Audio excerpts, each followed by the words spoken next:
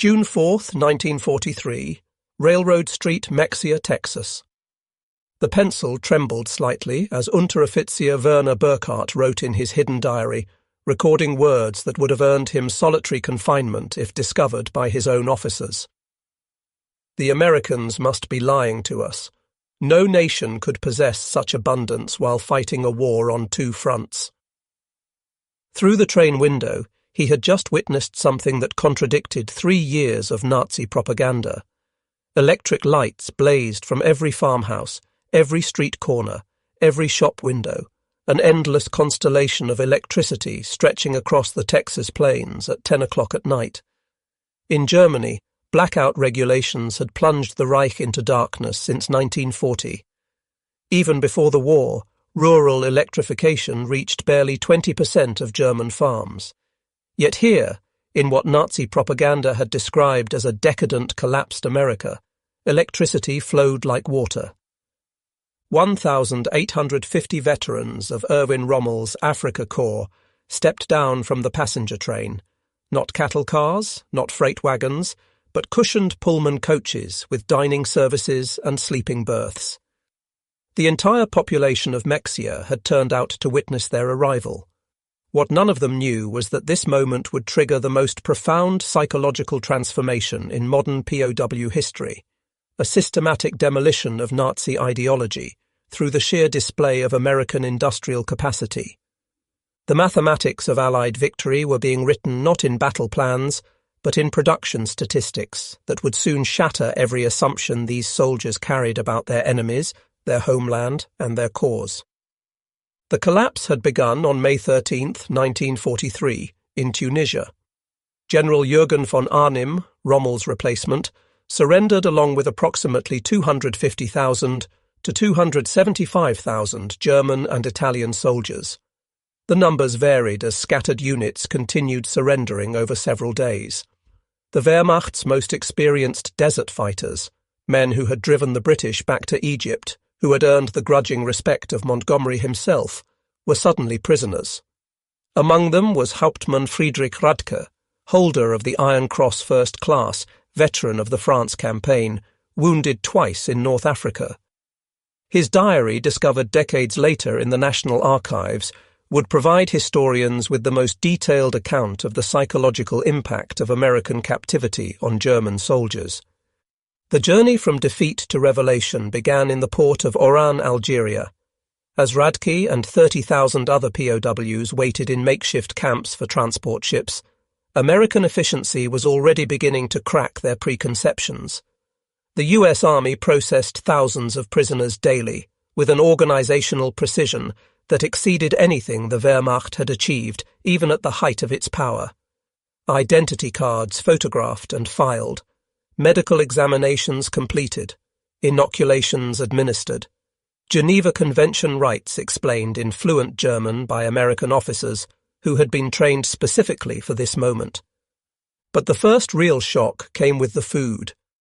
Obergefreiter Hans Möller, captured with the 21st Panzer Division, wrote to his mother 8 months later, "In the cage at Oran, while we waited for ships, the Americans fed us better than we had eaten in 6 months of desert warfare. White bread, real coffee, meat twice a day. We thought it was propaganda, that they were trying to impress us. We didn't realize this was their standard military ration." The Liberty ships that would carry them across the Atlantic were themselves monuments to American industrial capacity. The SS Robert E. Peary had been built in 4 days, 15 hours, and 29 minutes at Kaiser Shipyards in Richmond, California, a fact that would have been dismissed as impossible propaganda if the Germans had known it. These vessels, produced at a rate of 3 per day at the peak of production, were returning from delivering supplies to the European theatre. Rather than sail back empty, they carried human cargo, up to 30,000 POWs per month by summer 1943. The 2-week Atlantic crossing in July 1943 provided the second phase of psychological demolition. Feldwebel Kurt Zimmermann of the 90th Light Division kept a detailed account that survived in letters to his family after repatriation. The ship's crew, he noted, disposed of more food waste each day than his entire company had received in weekly rations during the final months in Africa. The American sailors threw away half-eaten steaks, whole loaves of bread, gallons of milk that had sat too long, Zimmerman wrote. They did this openly, without thought. Not to mock us, but because to them this waste meant nothing. Their supply was limitless. The ships themselves became floating classrooms in American power. POWs discovered that the vessel carrying them was one of 2,710 Liberty ships that would be built during the war, each one requiring 250,000 parts, assembled from components manufactured in 32 states. The engines, they learned from talkative American guards, were built in 3 separate factories, each producing 900 horsepower cylinders that were then assembled in ports that had barely existed 2 years earlier. Lieutenant Colonel Wilhelm von Steuben, whose aristocratic Prussian family had served in every German war since Frederick the Great, would later write in his memoirs, "As our ship approached the American coast, I watched the radar antenna rotating above the bridge. This technology, which we believed only we and perhaps the British possessed in limited quantities, was standard equipment on a cargo vessel. It was then I first suspected that Germany had already lost the war." August 2nd, 1943. Norfolk Naval Base, Virginia. The first sight of America shattered the last remnants of Nazi propaganda about American industrial weakness. The Norfolk base sprawled across 4,300 acres, its docks stretching for miles, its cranes loading and unloading dozens of ships simultaneously. In a single day, this one port handled more tonnage than the entire German port of Hamburg managed in a week. Gefreiter Johann Weber, a factory worker from the Ruhr before his conscription, counted 47 cargo ships in various stages of loading or unloading. Each crane, he noted in his secret diary, lifted loads that would have required a dozen men and horses in Germany. They moved with electric power, smoothly, continuously, without the coal smoke that choked our industrial cities. The prisoners were formed into columns for the march to the waiting trains. Along the route, they passed parking lots filled with civilian automobiles, hundreds of them, belonging to dock workers. In Germany, private automobile ownership remained a privilege of the wealthy and the party elite. The Volkswagen, promised to the German people since 1934, remained a propaganda dream with fewer than 1,000 ever delivered to civilians. Here, ordinary labourers drove to work in their own cars. But nothing prepared them for the trains themselves. Not boxcars, not the 40 and 8 wagons, 40 men or 8 horses, that had carried German troops across Europe, but full passenger coaches. Pullman cars with padded seats that converted to sleeping berths, dining cars with white tablecloths and silver cutlery, observation cars with panoramic windows. Hauptmann Radke wrote, "We boarded like tourists, not prisoners." The American guards seemed almost embarrassed by the comfort. One sergeant apologized that the air conditioning wasn't working properly in our car. Air conditioning. In August. We had believed such luxury existed only in Hitler's personal train. The 3-day train journey from Norfolk to the camps of Texas and Oklahoma would prove more destructive to Nazi ideology than any military defeat.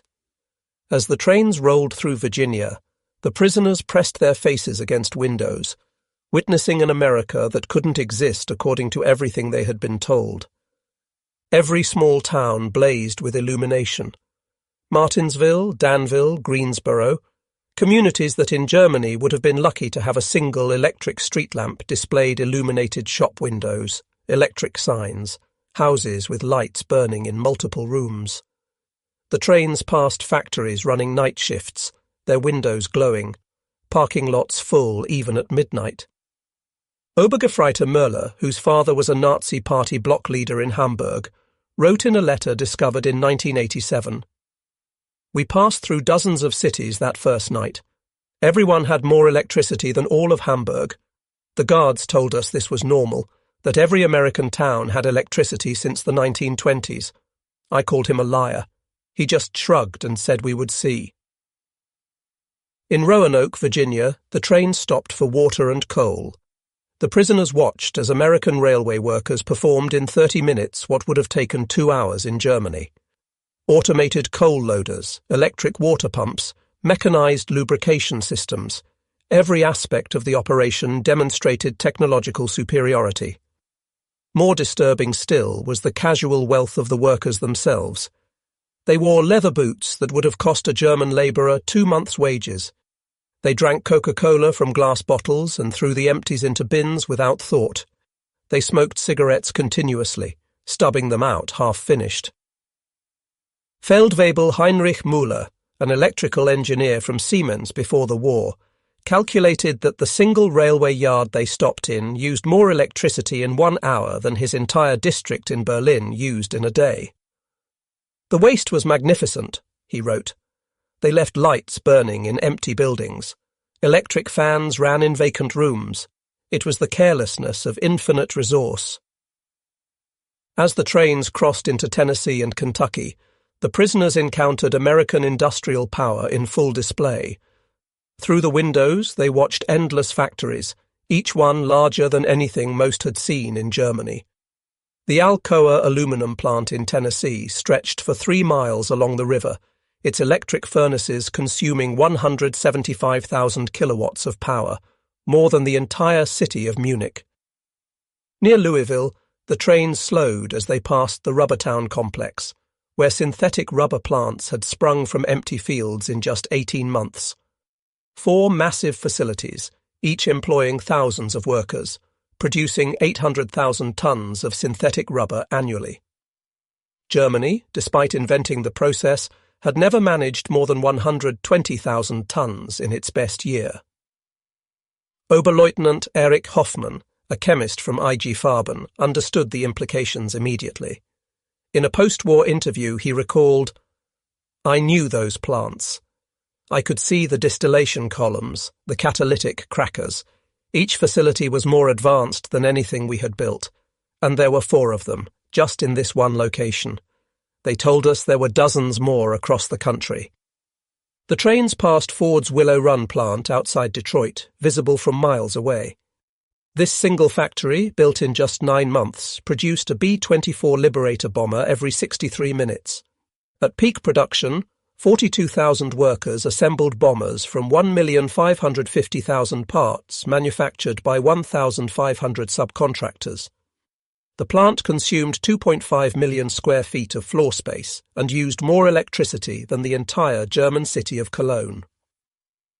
Hauptmann Werner Kleist, a Luftwaffe pilot shot down over Tunisia, pressed his face against the window as they passed.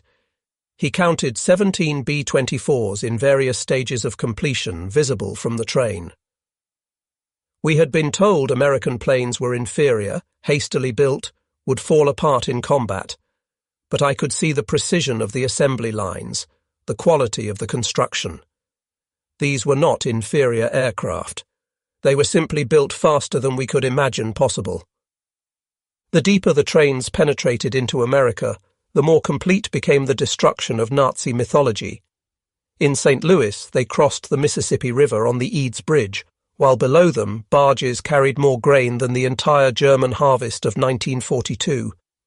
The prisoners could see grain elevators stretching along both banks, each one holding enough wheat to feed a German city for months.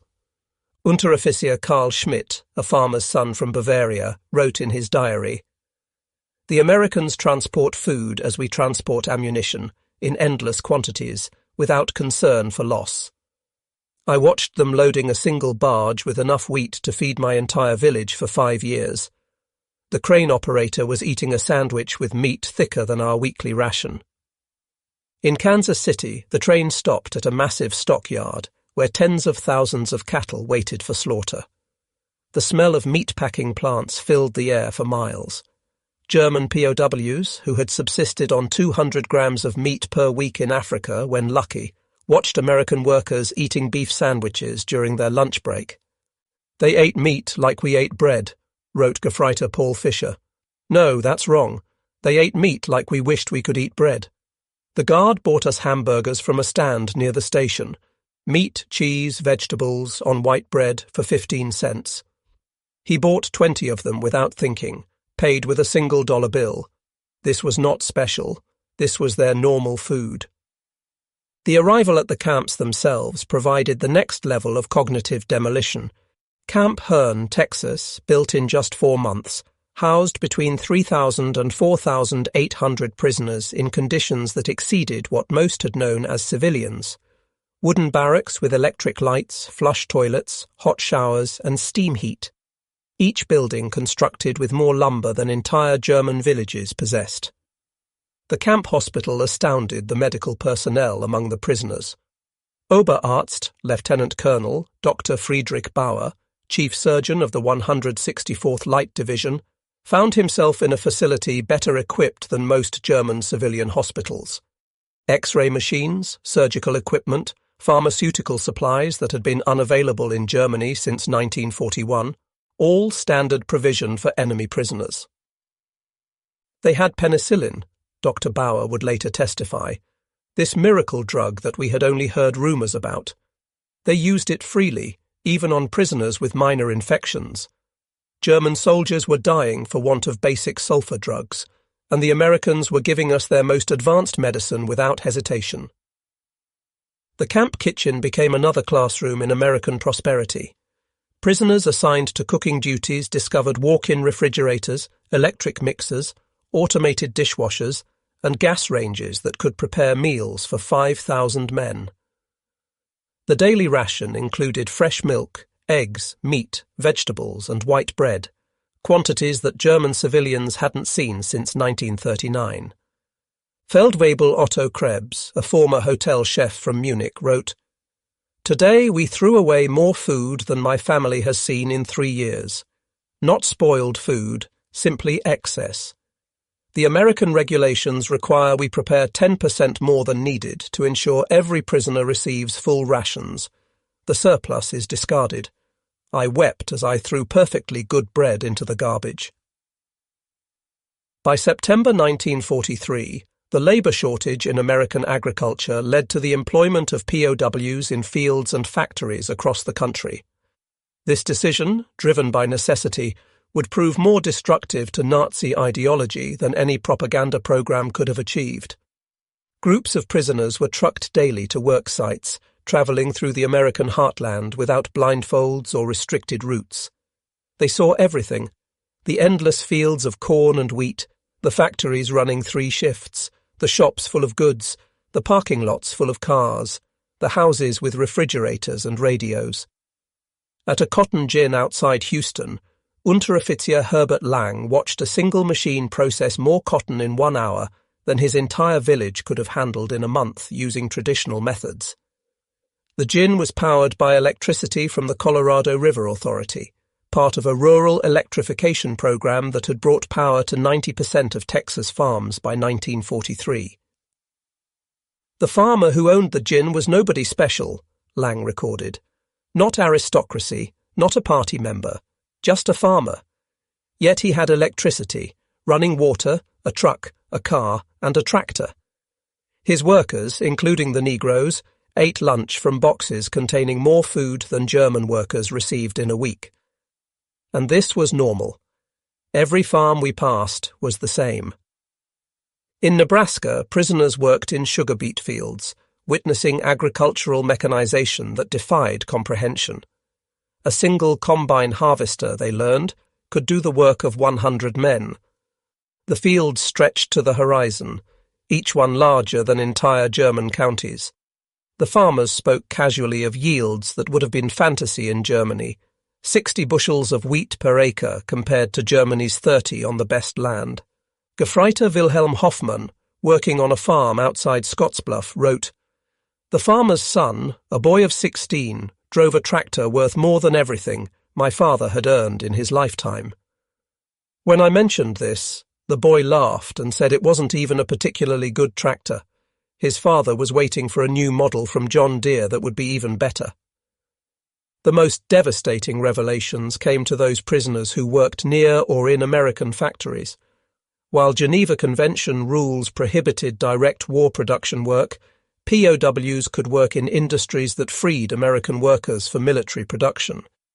This technicality allowed thousands of German prisoners to witness American industrial capacity firsthand.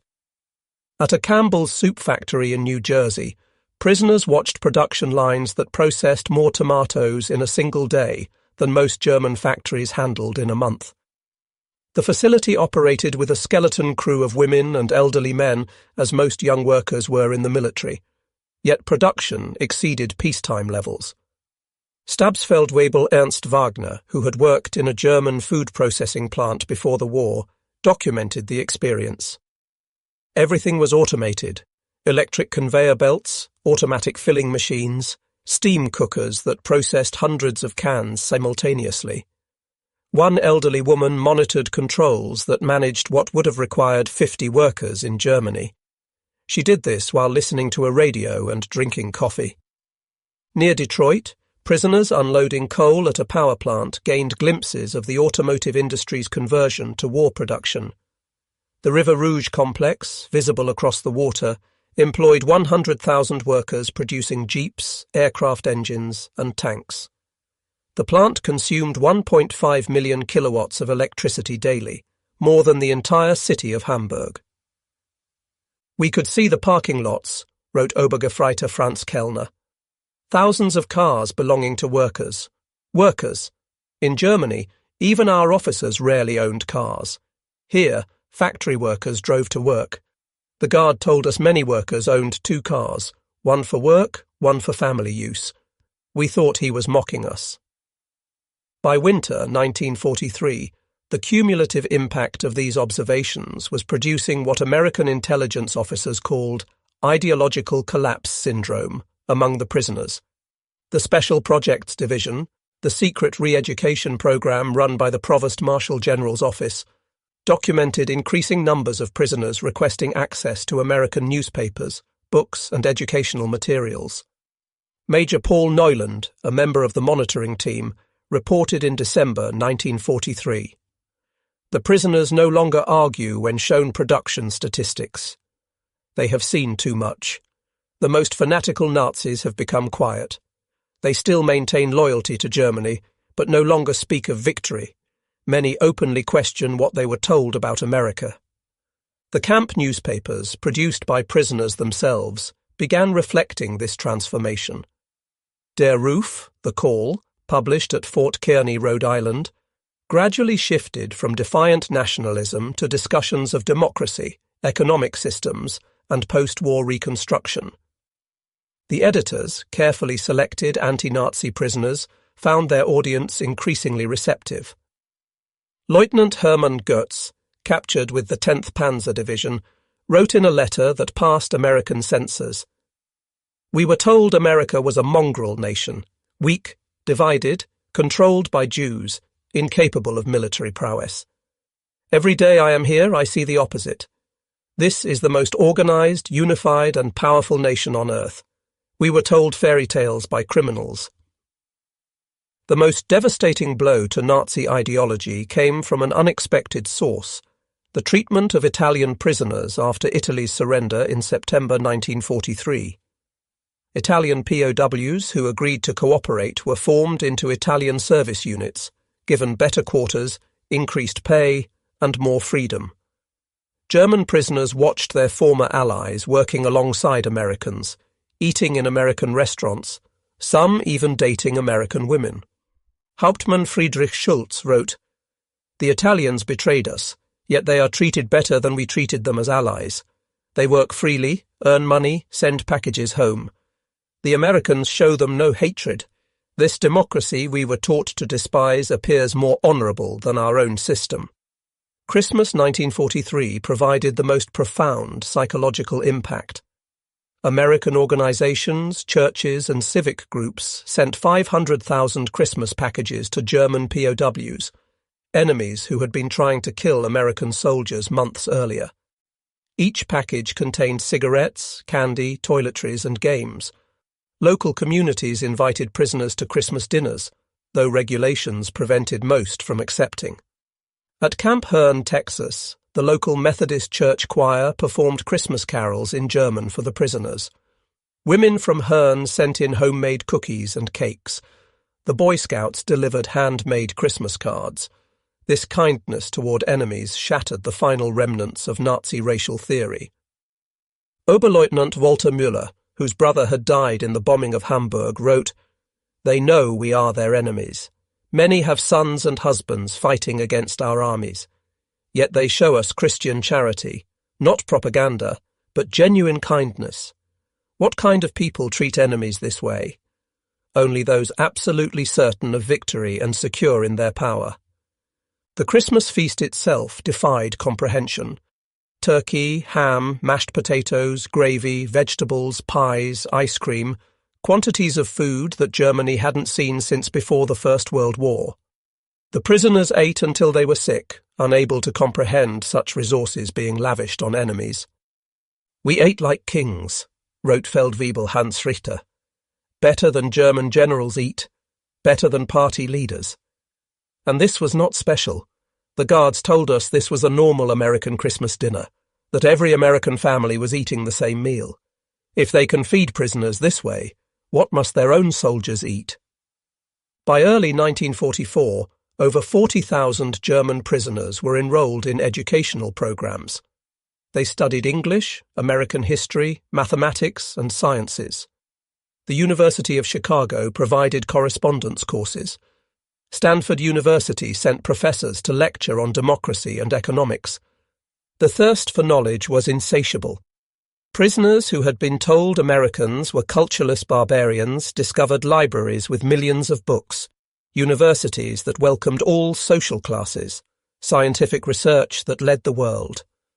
They read American newspapers freely, comparing multiple viewpoints, something impossible in Nazi Germany. Hauptmann Dr. Wilhelm von Braun, a physicist conscripted from the Kaiser Wilhelm Institute, attended lectures on atomic physics at Camp Shelby. He later wrote, "American professors, including Jewish refugees from Germany, taught us without hatred. They spoke of science as universal, belonging to all humanity. They were years ahead of German research, and they shared knowledge with enemies. This generosity of spirit was incomprehensible to minds shaped by Nazi ideology. The camp theatres showed American films, not propaganda, but regular Hollywood productions. Prisoners watched Gone with the Wind, seeing a depiction of American defeat and recovery that resonated with their own situation. They saw The Grapes of Wrath, amazed that Americans would show such self-criticism to enemies. They hide nothing," wrote Lieutenant Joseph Kramer. "They show their problems, their failures, their conflicts. Yet this honesty makes them stronger, not weaker. In Germany, such criticism would mean death. Here it is considered patriotic." Spring 1944 brought expanded prisoner labour programs as American production reached its peak. German POWs worked in canneries, mills, and fabrication plants, witnessing the full might of American industrial capacity. The numbers told a story that no propaganda could counter. At the Higgins boat factory in New Orleans, prisoners unloaded steel that would become landing craft for D-Day. They watched as workers assembled 700 boats per month, each one requiring 20,000 parts. The factory employed 20,000 workers, including thousands of women who operated cranes, welded hulls, and managed production lines. Stabsfeldwebel Kurt Zimmermann wrote, "Women doing men's work, Negroes operating complex machinery, teenagers running drilling equipment, everything, we were told, was impossible in a democracy. Yet production never stopped. 3 shifts, 24 hours, 7 days a week. They produced more boats in a month than our entire Navy built in a year." At Republic Steel in Ohio, prisoners witnessed the production of 10,000 tons of steel daily. The blast furnaces ran continuously, fed by endless trains of iron ore from Minnesota and coal from Pennsylvania. The scale defied German comprehension. This single plant produced more steel than the entire Ruhr at its peak. "I worked at Krupp before the war," wrote Obergefreiter Paul Hartmann. "I thought I understood industrial production, but this was beyond imagination. They wasted more steel in spillage than we could produce. The workers complained about overtime while producing quantities we couldn't achieve with slave labour and double shifts.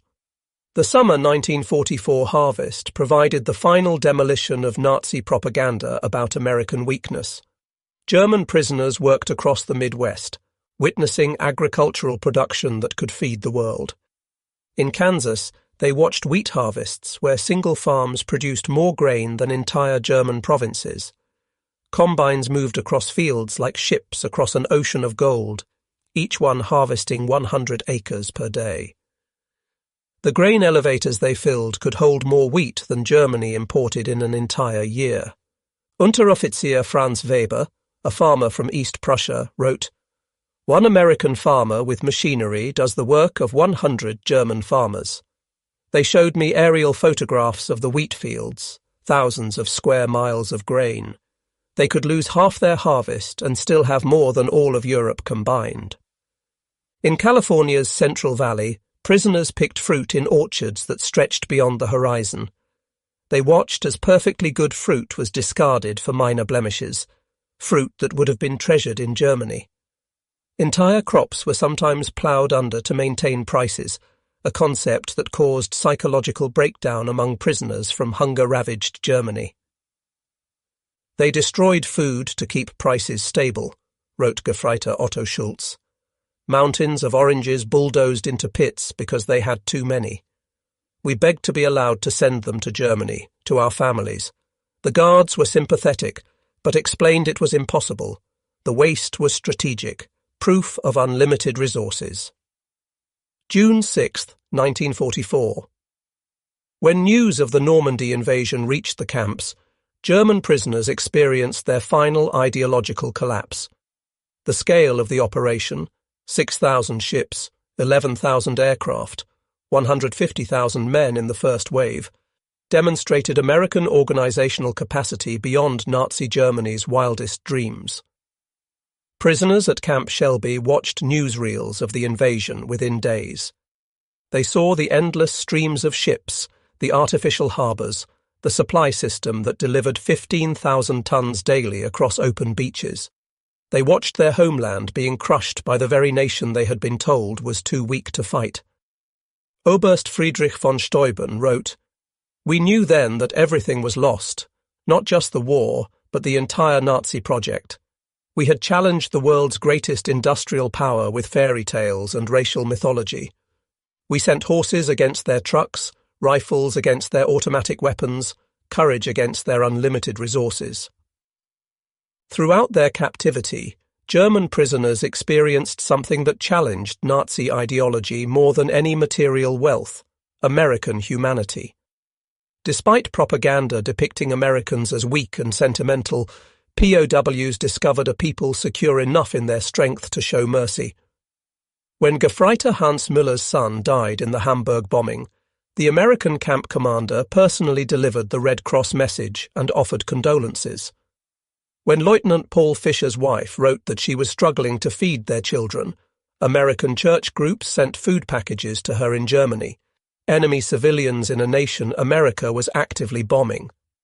They separated the German people from the Nazi regime, wrote Hauptmann Otto Kleist. They said they were fighting Hitler, not Germans. This distinction, which seemed like propaganda, proved genuine. They prepared us to rebuild Germany after the war, not to destroy it. The medical treatment particularly affected prisoners. German doctors worked alongside American medical staff, learning new techniques, using advanced equipment. Prisoners received operations that would have been available only to the elite in Germany. Mental health treatment, virtually unknown in the Wehrmacht, was provided to traumatized soldiers. Dr. Friedrich Bauer wrote, "They treated attempted suicides with counseling, not punishment. Prisoners with mental breakdowns received therapy, not beatings. This humanity toward enemies revealed a strength we never understood, the confidence of true power." By March 1945, the secret re-education program had produced remarkable results. Over 25,000 prisoners had volunteered for democracy courses. The camp newspapers published articles about constitutional government, free markets, and civil rights.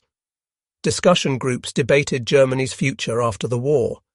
The programme's success exceeded all expectations. Prisoners who had arrived as fanatical Nazis were writing essays about democratic reconstruction. Officers who had sworn oaths to Hitler were planning how to implement American agricultural methods in post-war Germany. "We became missionaries for democracy," admitted Oberst Hermann Göring, no relation to the Reichsmarschall, in a 1975 interview. "Not through coercion or propaganda, but through observation. We saw it work.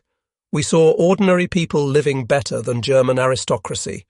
We wanted that for Germany." The transformation was so complete that American authorities worried about prisoners being too enthusiastic about American ways. Some requested to stay in America after the war. Others married American women they met through prison correspondence programs.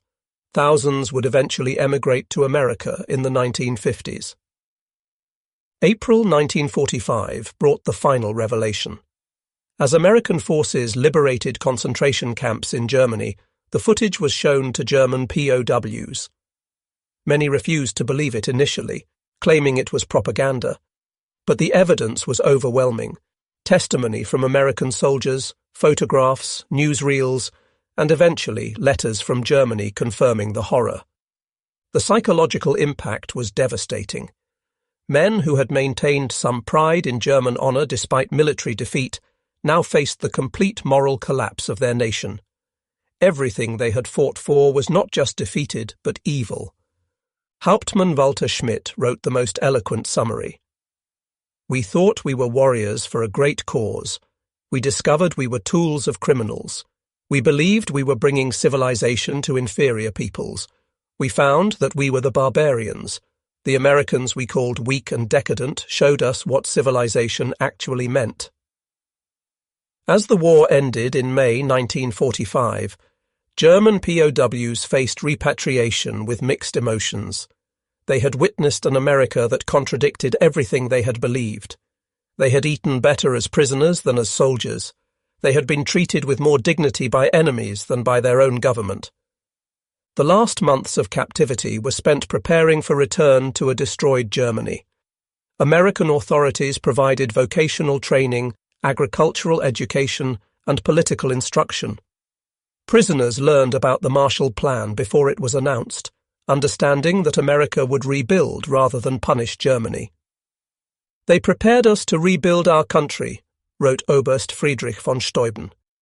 "They gave us skills, knowledge, hope.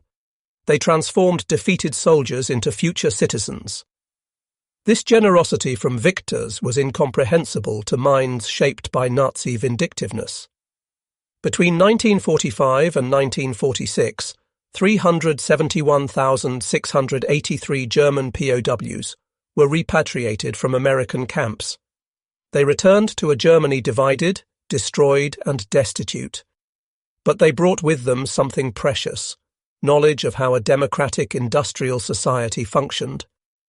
The German POWs who experienced American prosperity became unwitting agents of transformation in post-war Germany. They had seen industrial efficiency, agricultural productivity, and democratic prosperity. They knew reconstruction was possible because they had witnessed a society that had achieved it. Many former POWs rose to prominence in West Germany's reconstruction. Hans Kroll, prisoner at Camp Shelby, became West German ambassador to the United States.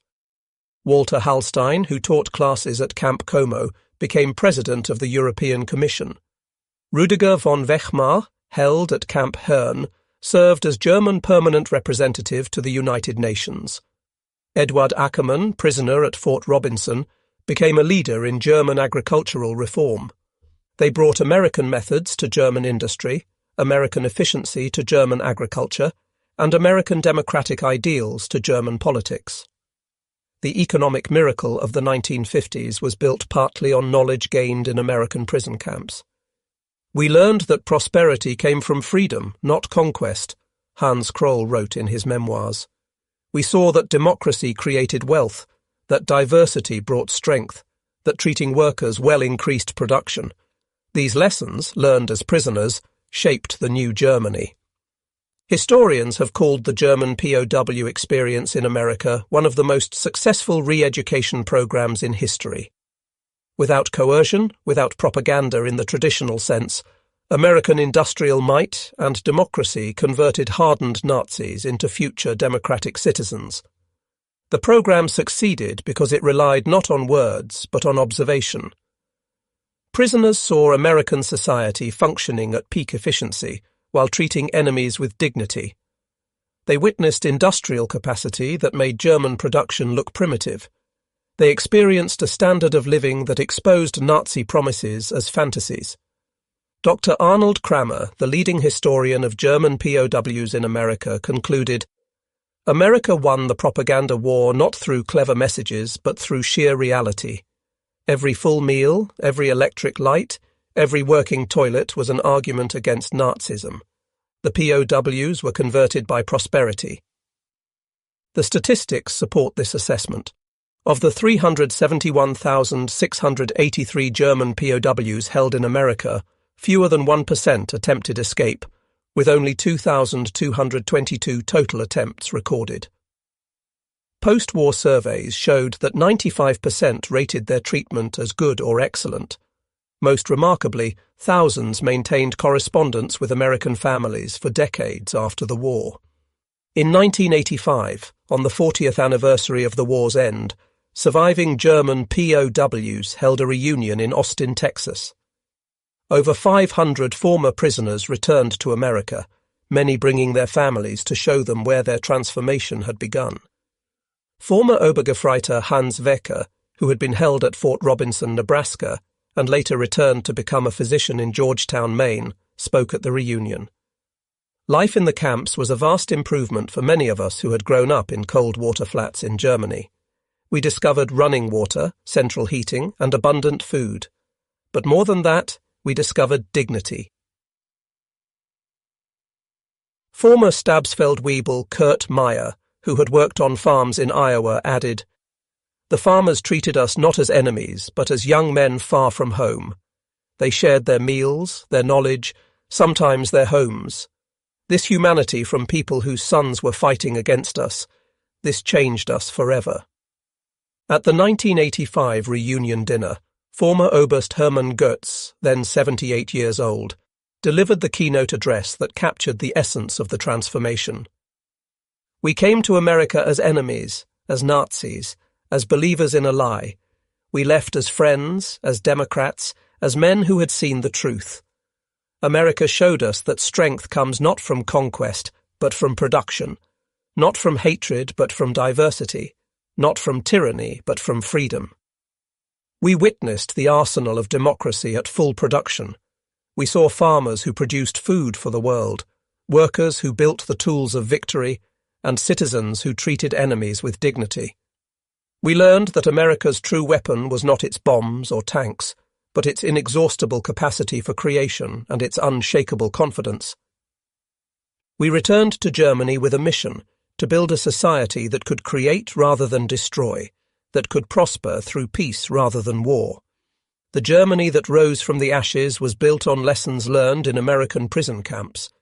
We, who came as conquerors, left as students. To America, from your former enemies, now your friends, thank you for showing us the way." The auditorium erupted in standing ovation, Americans and Germans together, former enemies united in recognition of a transformation that had seemed impossible when those first trains rolled into Texas in June 1943. The magnitude of the German POW experience in America can be measured in stark statistics that reveal both the scale of the operation and its remarkable success. Camp infrastructure. Over 500 camps across 45 states, every state except Nevada, North Dakota, and Vermont. 175 main camps with 325 branch camps. Camps built to house from 250 to 12,000 prisoners each. Construction completed in average of 90 days per camp. Prisoner population, 371,683 German POWs, part of 425,871 total Axis POWs. Peak population in May 1945, average of 20,000 new arrivals monthly in 1943, 30,000 monthly after D-Day, 60,000 monthly in final months of war. Labour contribution, 14 million man-days of agricultural labour, 100 million board feet of lumber processed, $230 million in labour value, 1940s dollars. 80 cents daily wage per prisoner. Prisoners filled critical labour shortages in 46 states. Escape statistics. Only 2,222 escape attempts from over 371,000 prisoners, 0.6%. 0 successful permanent escapes. Most escapees recaptured within 24 hours. No American civilians harmed by escaped POWs. Educational programs. 40,000 plus enrolled in educational courses. 135 camp newspapers published. 30,000 taking English classes. 15,000 in vocational training. University correspondence courses for 8,000. Post-war immigration. Approximately 5,000 former POWs emigrated to US after war. 12,000 plus maintained correspondence with American families. Average correspondence duration, 31 years. Many returned as tourists or business partners. Treatment assessment, 95% rated treatment as good or excellent. 74% believed captivity positively changed their worldview. 61% expressed interest in learning about democracy. Less than 10% maintained strong Nazi beliefs by 1945. The German POWs who experienced American industrial might didn't just witness history, they were transformed by it. Their captivity became education, their defeat became enlightenment, and their imprisonment became liberation from the ideological chains of Nazism. In the end, America's greatest victory was not on the battlefield, but in the prison camps, where overwhelming evidence of democratic prosperity accomplished what armies could not: the complete transformation of enemy minds. The POWs had arrived believing in German superiority and American weakness. They left knowing the truth. American industrial might was not just overwhelming, it was incomprehensible to minds shaped by scarcity and tyranny. The trains that had brought them into captivity in 1943 had carried warriors of the Third Reich. The ships that returned them to Germany in 1946 carried architects of democracy. They had seen the future, and it worked. Their story stands as testament to a profound truth. The most powerful weapon in America's arsenal was not military might, but the simple, overwhelming evidence of a free society's capacity to create abundance. The German POWs were stunned by American industrial might, but ultimately they were converted by it. In their transformation lay the seeds of Europe's post-war redemption and the final defeat of the Nazi dream. They returned to Germany not as defeated enemies, but as witnesses to what free societies could achieve. The economic miracle that transformed West Germany in the 1950s was built on foundations laid in American prison camps, where enemy soldiers learned that prosperity came not from conquest, but from freedom, not from racial superiority, but from human dignity, not from totalitarian control, but from democratic cooperation. The German POWs had arrived in America expecting to find a weak, divided nation on the verge of collapse. Instead, they discovered an industrial colossus of unlimited power and surprising humanity. They had come as prisoners of war, but left as witnesses to the arsenal of democracy at its absolute peak. In their awe at American abundance lay the psychological seeds of the Atlantic Alliance, the Marshall Plan, and the democratic reconstruction of Germany.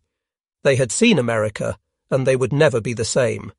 Their children would grow up in a democratic Germany allied with the United States, a partnership built on the transformation that began when 1850 Afrika Korps veterans stepped off a train in Mexia, Texas, and discovered that everything they believed was wrong. The story of German POWs in America is ultimately a story of redemption through revelation. It proves that sometimes the greatest victories are won not through destruction, but through demonstration, not through propaganda, but through prosperity, not through hatred, but through humanity. The German soldiers who witnessed American industrial might became the unwitting ambassadors of democracy, carrying back to their homeland the seeds of transformation that would bloom into one of history's most successful reconstructions.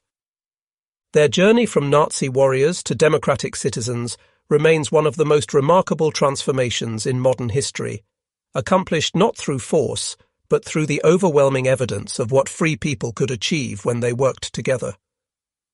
In the end, that was America's secret weapon, not just the ability to produce more tanks and planes than any nation in history, but the capacity to transform enemies into friends through the simple power of example. The German POWs were stunned by America's industrial might, but more importantly, they were changed by it. And in that change lay the foundation for a better world.